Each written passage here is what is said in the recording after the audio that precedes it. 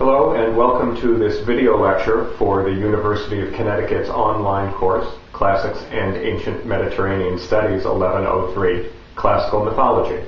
I'm Roger Travis, Associate Professor of Classics at the University of Connecticut, and whether you're enrolled in this course or not, I hope you enjoy the lecture and learn something about new ways of looking at classics and at myth. Thanks for watching. What I'm going to do now is look at three important moments in Book 24 and connect them to three symbols that bind those moments to earlier passages in the Odyssey, and in the end I want to suggest create the meanings for these three moments and, in fact, for the Odyssey as a whole. I want to begin at the very end with that tacked-on non-battle and with something Laertes says in response to something he hears Odysseus and Telemachus talking about. I'm starting at line 502 of Book 24. But now came their way the daughter of Zeus, Athena, likening herself in appearance and voice to Mentor. Seeing her much enduring, great Odysseus was happy, and presently he spoke to his dear son Telemachus. Telemachus, now yourself being present where men do battle, and the bravest are singled out from the rest, you must be certain not to shame the blood of your fathers, for we in time past all across the world have surpassed in manhood and valor. Then the thoughtful Telemachus said to him in answer, You will see, dear father, if you wish, that as far as my will goes, I will not shame my blood that comes from you, which you speak of. So he spoke, and Laertes also rejoiced, and said to them, What day is this for me, dear gods? I am very happy. My son and my son's son are contending over their courage. From the point of view of this passage, the point of having the tacked-on non-battle is in order to get Laertes and Odysseus and Telemachus all on the line together so they can talk about their battle skills and their winning of glory. It's about succession from father to son's son, and it has an amazing parallel at the moment when Odysseus strings the bow at the end of Book 21. Now, here's something that tends to get glossed over about Book 21 and the famous contest of the bow. There is one other person present who could string the bow. In fact, he almost does it, but then he stops. It's Telemachus. Telemachus, first of all, says that he is going to try to string the bow, and if he does string the bow, then his mom is going to go home and everybody's going to be happy.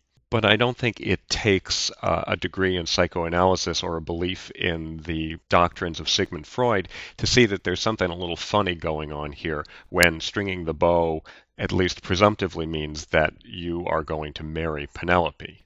But that's not the real problem here in Book 21. The real problem with Telemachus stringing the bow is that if he does so, Odysseus isn't going to get his nostos, right? Because if Telemachus strings the bow, then Odysseus won't have the bow to shoot the suitors with.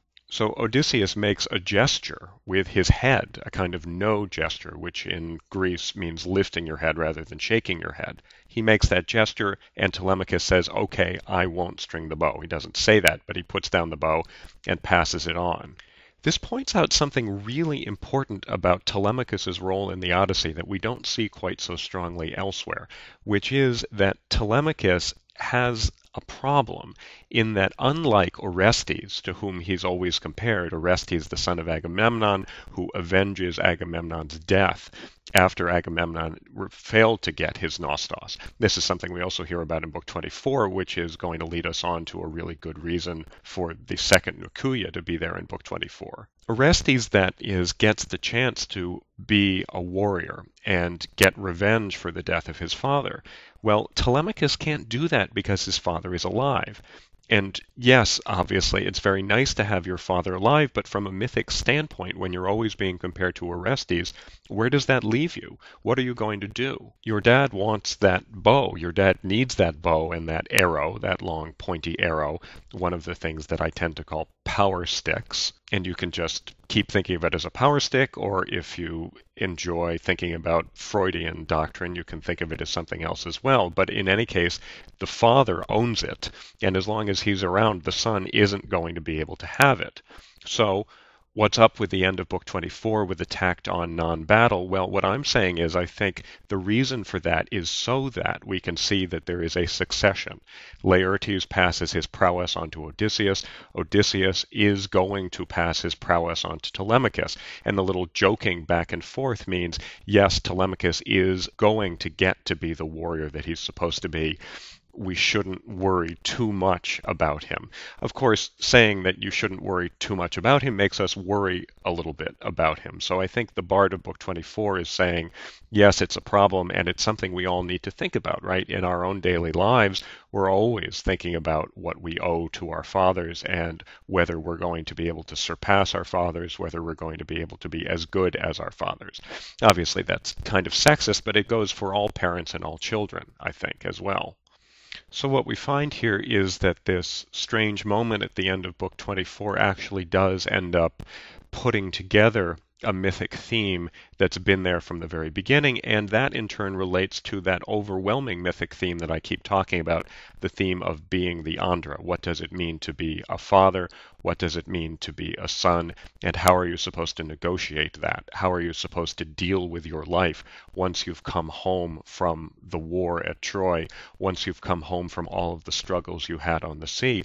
What is there for you, and how are you going to negotiate things with your son when the only model that's out there is a much more violent, much sadder, more suffering-filled model than the one that you would like to set up?